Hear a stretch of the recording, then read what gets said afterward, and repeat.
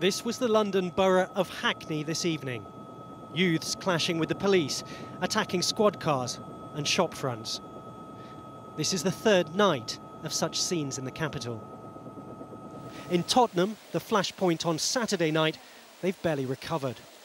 This building housed 26 families until rioters set fire to a carpet store beneath it in the early hours of Sunday morning. On Sunday, even as the residents of Tottenham were counting the cost of the previous night's rioting, the violence had spread to Enfield, some 4 miles away. This time, the police were decisive. The violence didn't escalate. Other parts of London were affected too. In Brixton, shops were broken into. Police arrested more than 100 people across the capital. The Home Secretary, Theresa May, cut short her holiday to return to the UK. But tonight, amid fresh outbreaks of trouble, it seems the violence has developed a life of its own, far removed from the original cause of the disturbance on Saturday.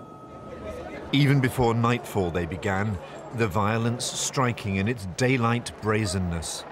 This is Hackney in East London.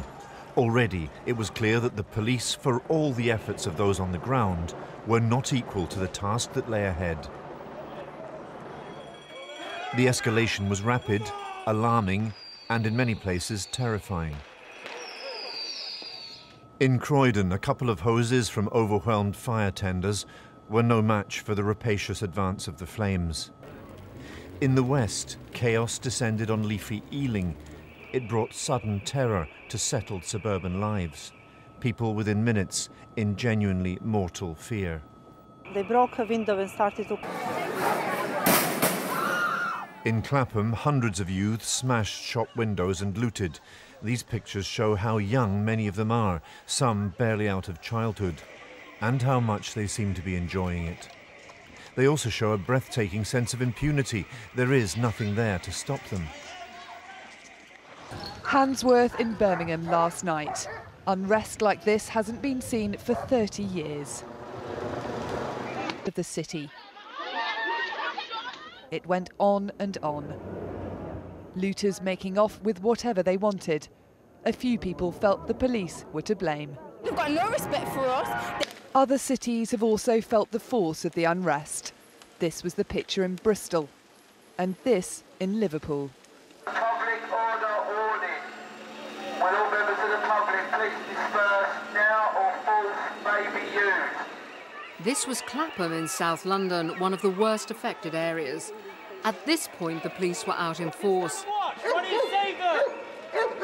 But with the neighbourhood in flames, some residents felt that for a time they'd been left exposed and unprotected.